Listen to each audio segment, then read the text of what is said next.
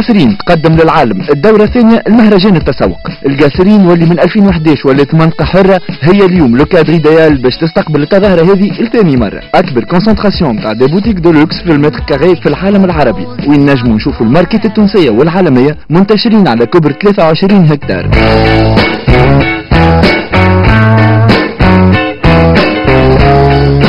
هذا الكل خلى الاستثمارات التجارية تمشي وتكبر من عام لعام، وهذا الشيء اللي خلق لليوم 5000 موطن شغل ويخدم بطريقة غير مباشرة في 25,000 شخص. كل شيء متوفر هنا، وكان لازم باش الميزون تاعنا تكون ريبريزونتي في المارشي الجديد هذا.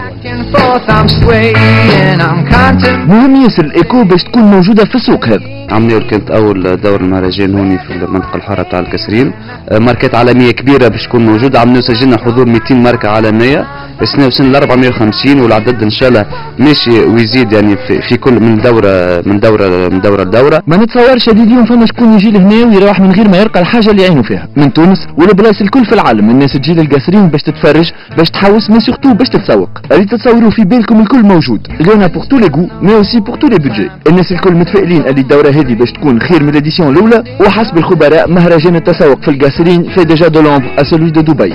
الكادر مزيان والهرموني كبيره ياسر، فما برشا حاجات لقيناهم هنا ما لقيناهمش في بلايص اخرين في العالم كما في دبي. عملنا سجلنا حضور 2 ملايين زائر، يمكن هذا عدد يتسمى قياسي كي نقارنوا مهرجاناتنا مهرجان التسوق في الكاسرين مقارنه بالعالم العربي، سورتو كي نحكيو على مهرجان التسوق بدبي. قمنا بتسويق وقمنا بحملات اشهاريه في الخارج، سورتو في فرنسا وفي اوروبا الشرقيه وزاد في المشرق هوني في المغرب العربي باش يجيو الزوار، وحتى لتوا ثم اقبال كبير. كلمه بركه نقولوها لكم على الفيستيفال دو شوبينغ نتاع الكاسرين، افو مارك بري اشتي.